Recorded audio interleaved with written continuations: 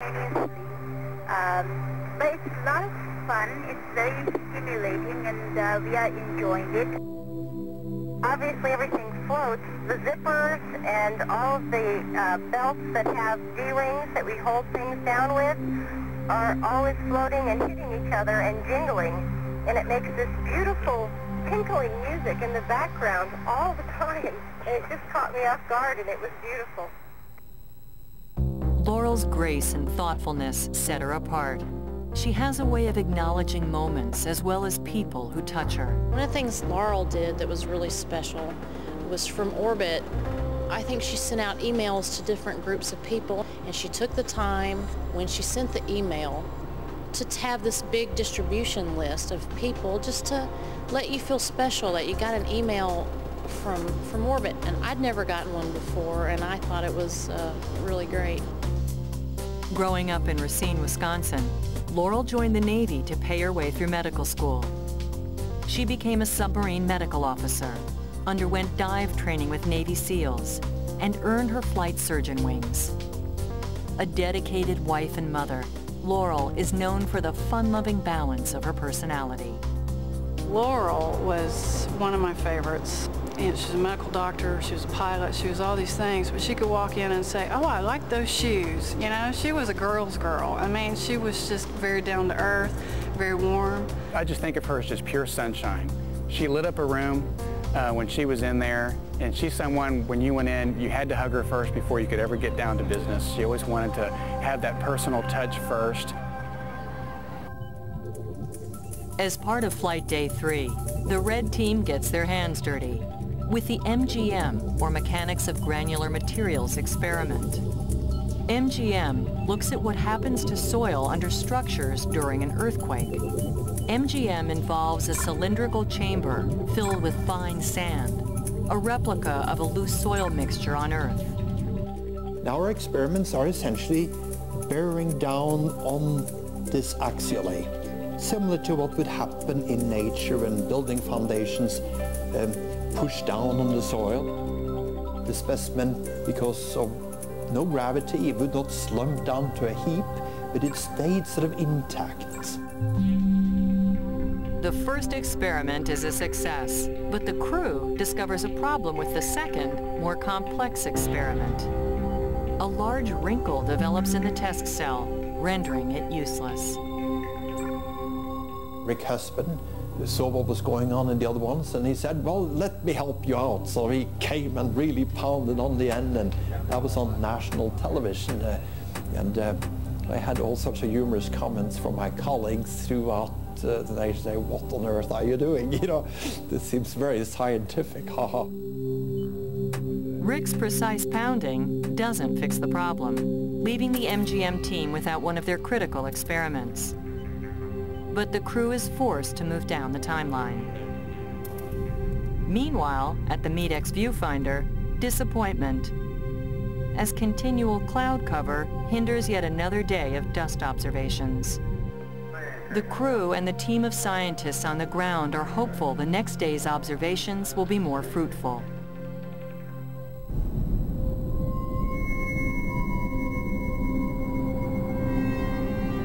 John Charles and his team strategically work the timeline, but the MGM experiment is still off schedule. Casey and the whole crew was working overnight trying to fix that experiment. Couldn't do it. She asked us if we wanted to take another test cell out, which wasn't supposed to happen at that time. But listening to her, there was just this point, it just clicked with us saying, you know, Casey absolutely knows what she's talking about. She knows so much about her experiment. She just knows what she's saying, and we really need to listen to Casey. And we did that. We took her advice. She started a new test cell, and it got us 6 very good experiments out of it. Data from the MGM experiments will be used to design safer structures in earthquake-prone areas. These results can only be achieved in microgravity, but it is the fire experiments that clearly illustrate why space is such a unique and ideal place for scientific research. A simple example of an experiment that is drastically different in weightlessness versus on the ground is anytime you have a flame. If you take a flame, a similar kind of experiment in weightlessness, a birthday cake candle or another flame source, and you ignite that flame, there's no rising. There's not this teardrop shape, there's not this extended shape of the flame, and the flame actually is more of a ball, and instead of being yellow like you're used to seeing in your birthday cake, it's more of a small blue ball of flame. To further study these flame balls, Columbia carries an experiment called softball, or structure of flame balls at low Lewis number. And South Columbia will go ahead and begin the softball test sequence, if that's okay, and hold when we are supposed to. The purpose of the experiment is to keep a flame ball burning with the leanest fuel mixture, and the goal is to keep these flames burning as long as possible. This fundamental research touches on many aspects of combustion, from designing clean, efficient engines for cars and airplanes to arson investigations. While working on the softball experiment late one night, Mike Anderson decides to call down to his friend Laura. Mike was doing a CM2 softball run, and we were waiting for a particular part of the experiment. South Columbia for Laura. Go ahead, Mike. And I thought that, that's odd. He's calling down for me and not an experiment. So I answered, go ahead, Mike. Yeah, how's the family doing? And I was just really kind of taken aback because it's a little personal conversation that we were about to have on an air-to-ground loop with lots of people listening. And I said, well, it's the middle of the night and I'm kind of tired.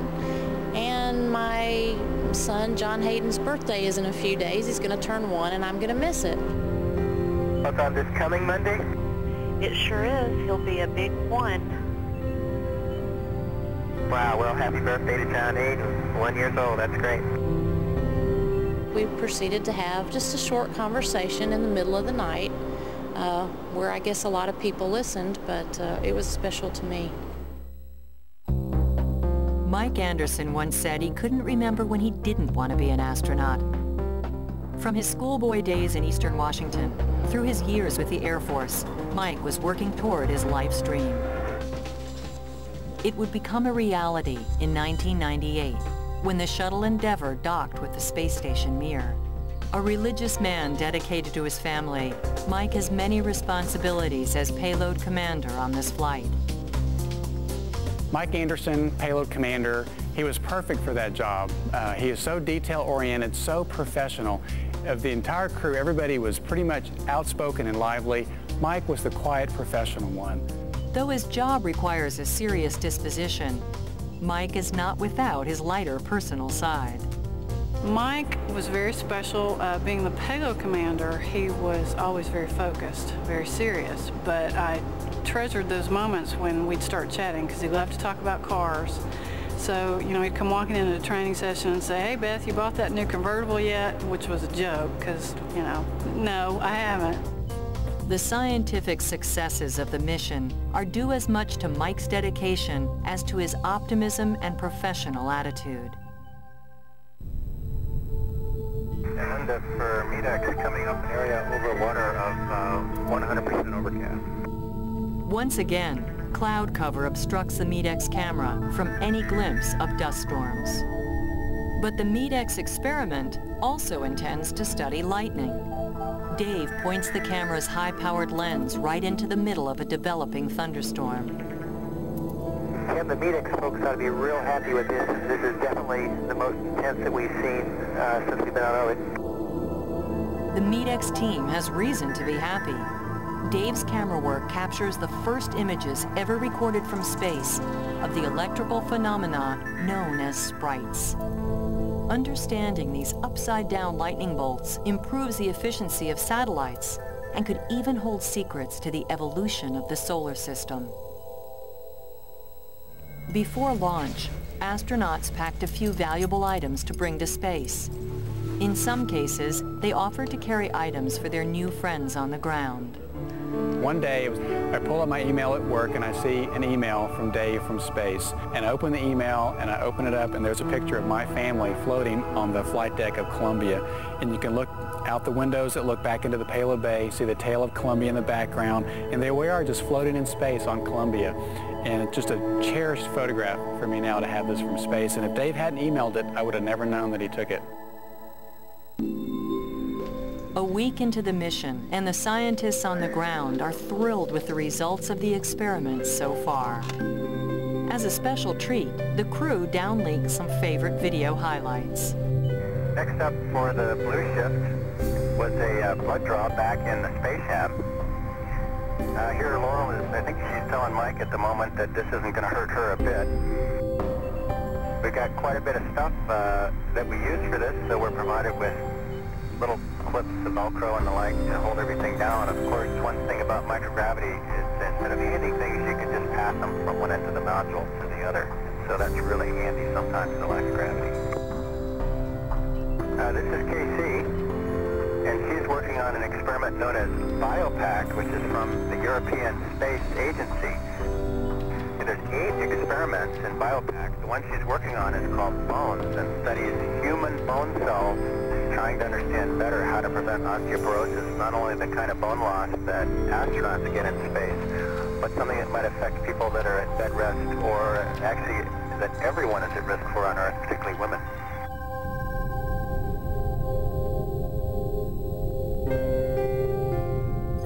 As it turns out, the softball experiment takes on a life of its own. I just wanted to let you know we have visual confirmation on the ground that we have 3 flame balls, and the radiometer readings are good. And they look great from here. When I came into work that night, the other CIC informed me that Dave had started naming the softballs. This looks like a pretty happy flame ball, and I'm not exactly sure why, but I think I'm going to name him Howard. We copy, Dave, whatever works.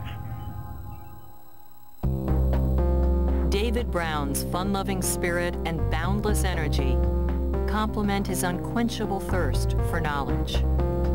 A gymnast who became a physician, built his own plane in college, and became a Navy fighter pilot. He'd done it all. But nothing was more important to Dave than documenting his extraordinary experiences.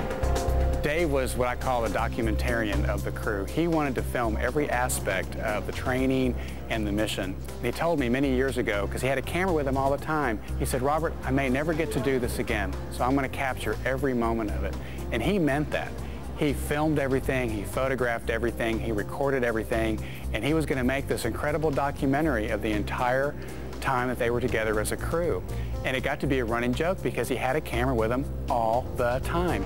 And I tell my family, if you see walkout on launch day, when we're all walking out together, if you see in my hand I'm carrying a camera, that's Dave's camera, because he wanted to film every aspect of everything.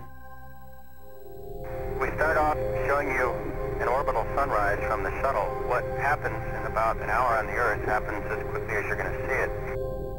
Orbiter at night is a very pale blue, but rapidly it'll become kind of reddish, turning to gold, and even brighter gold, and then the orbiter becomes quite white. So we're going 17,500 miles an hour, and it's a beautiful sight, and we get to see that sunset and sunrise every 45 minutes. Astronauts live for moments like these. There is no question. This crew is having the time of their lives. Elon is very handsome, but here comes Dave Brown at you too, live from space.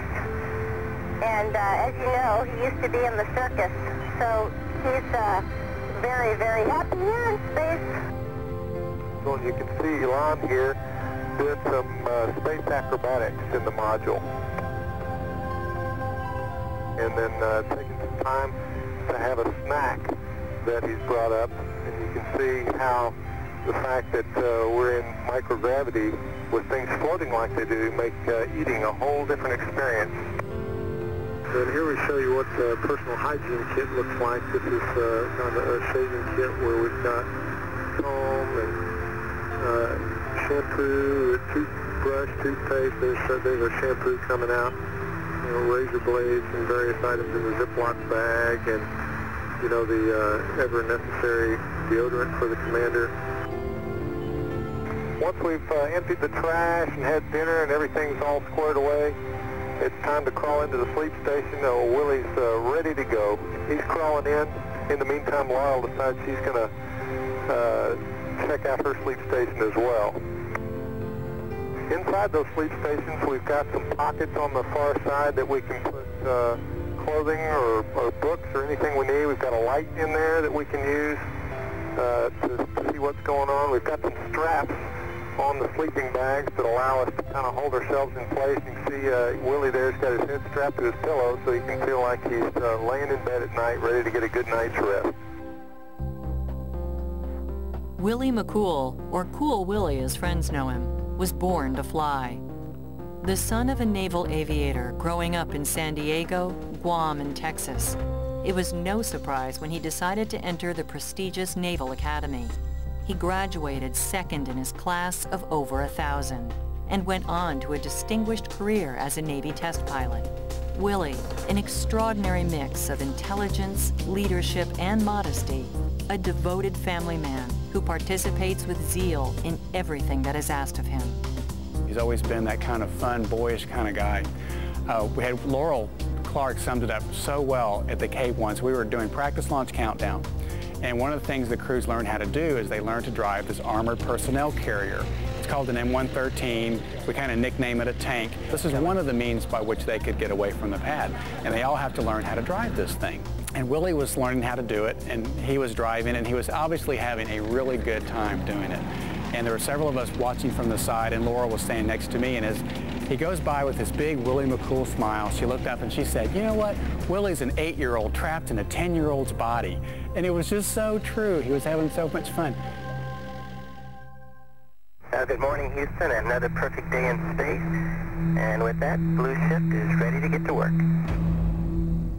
We think we got a whole control room full of flame balls here, so we're going to call this the Orbit 2 flame ball crowd. We copy, Dave. We can get all those flame balls named in the mission summary that we send up. Okay, the lead flame ball is named Kelly, though. Obviously. The final stage of the softball experiment hits a home run, using an even leaner mixture of fuel and air. Up to this point, the record for the longest-running flame in space is 25 minutes. But Mike begins to notice that the flame ball named Kelly is still burning after 35 minutes. After 45 minutes. Mike knows a scientific breakthrough is happening before his eyes. Well, believe it or not, we still have a flame ball present here. It's on the right-hand side of the screen, about an inch from the bottom. The clock is still ticking, and still Kelly burns. 81 minutes. Unbelievable. You now have the record for the longest burning flame ball in history. The fuel mixture that kept Kelly burning for so long in space will help scientists set new standards for environmentally friendly combustion on Earth. The next combustion experiment wasn't trying to keep a flame burning, it was trying to put it out.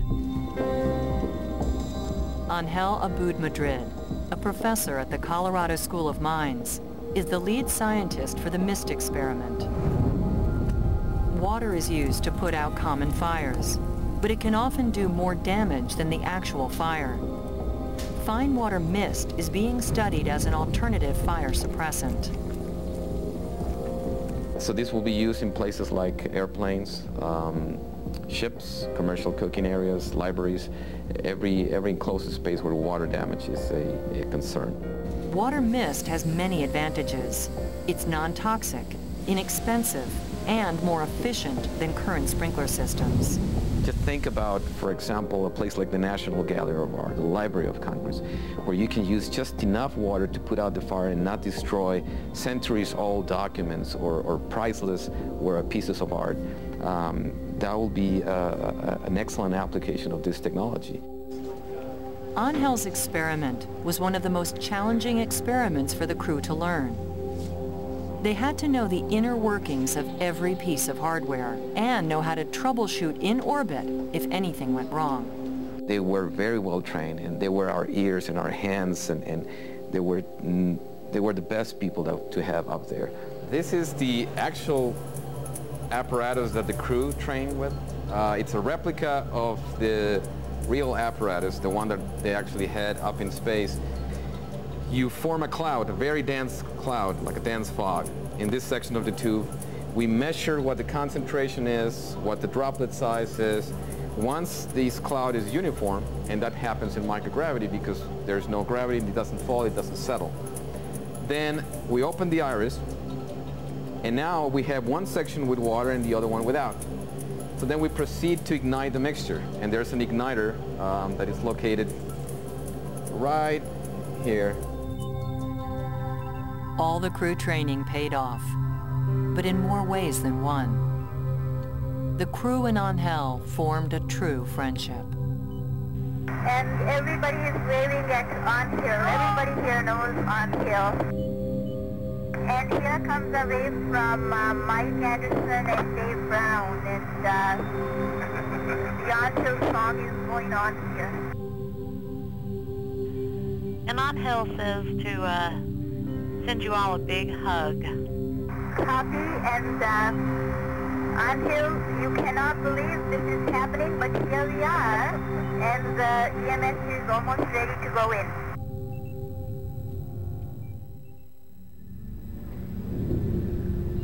The experiment teams sit across the hall from John Charles's group in the Payload Control Center. The MIST team brings along their camera to document these once-in-a-lifetime experiences. The MIST experiment is next on the timeline, but something is wrong. Mike let us know. He called down and say, guys, there's a problem here. The pressure is not going as low as you told us it was going to.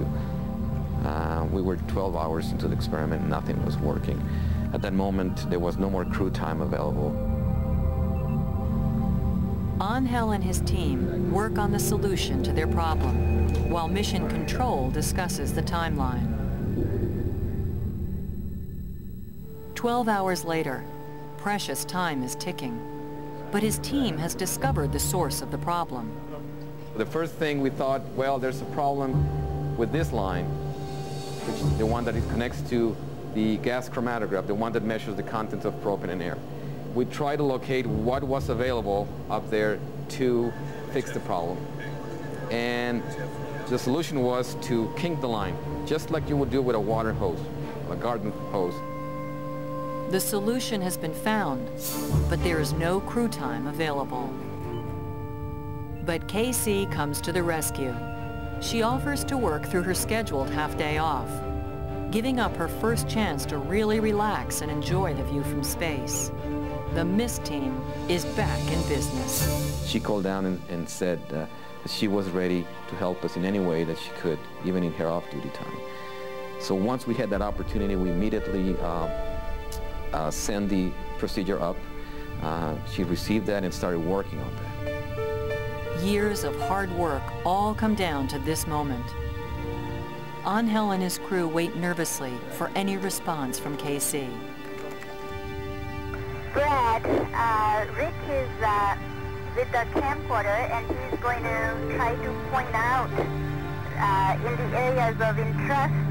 And what I'm going to do is show you how the kink was formed in the GC9 by Rick and myself. So here is the first kink in the GC9 as shown in your drawing. Once we were back into operational mode, things were connected, the key was pressed to again evacuate the tube, and this time we just saw the pressure going all the way down.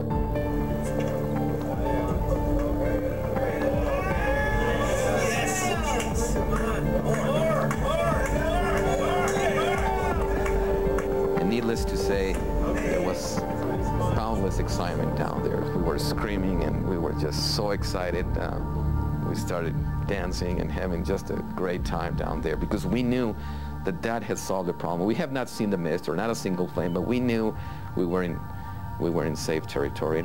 Due to the help of Casey. I just feel really, really good deep down in my heart that MIST is working, and the MIST team must be feeling really, really good. So please pass my best to Anvil and all the people who are working on this. I'm just very happy for them.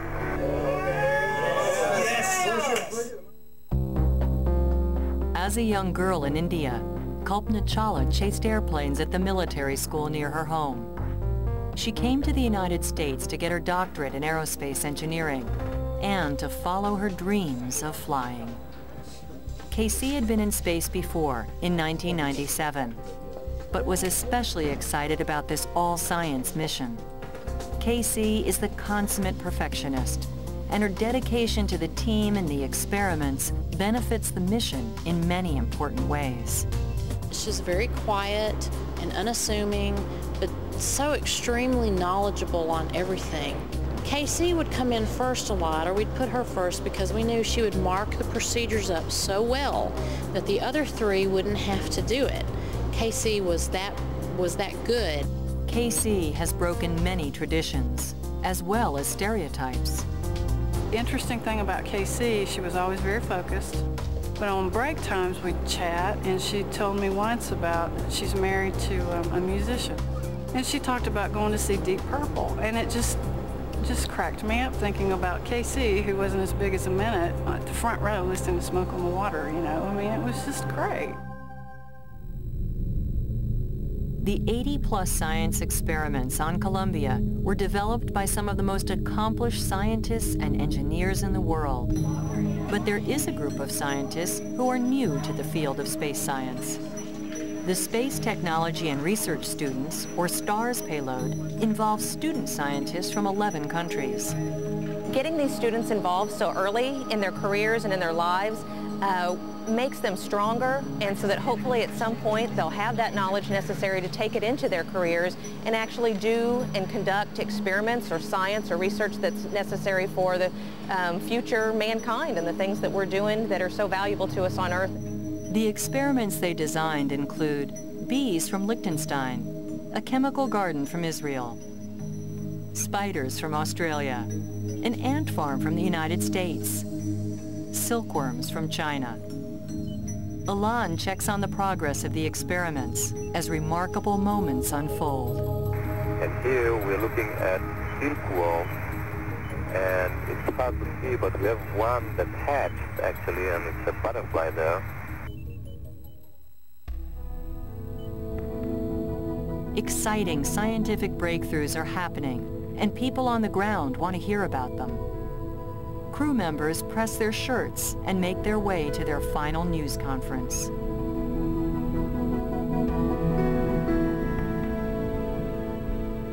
Well, science-wise, the flight's been absolutely fantastic. I think a lot of our experiments have exceeded our expectations by 100%. You know, we've seen things that we really never expected to see on board this flight. For example, behind the camera, our combustion module the other day, we had a flame ball burning for over an hour and a half, which is just a new world record and just something that we really didn't expect to see. We've also got a very large cancer cell growing back there that's probably 100 times larger than we could have predicted. It's going to go a long way in the area of prostate cancer research. Our Israeli-sponsored experiment,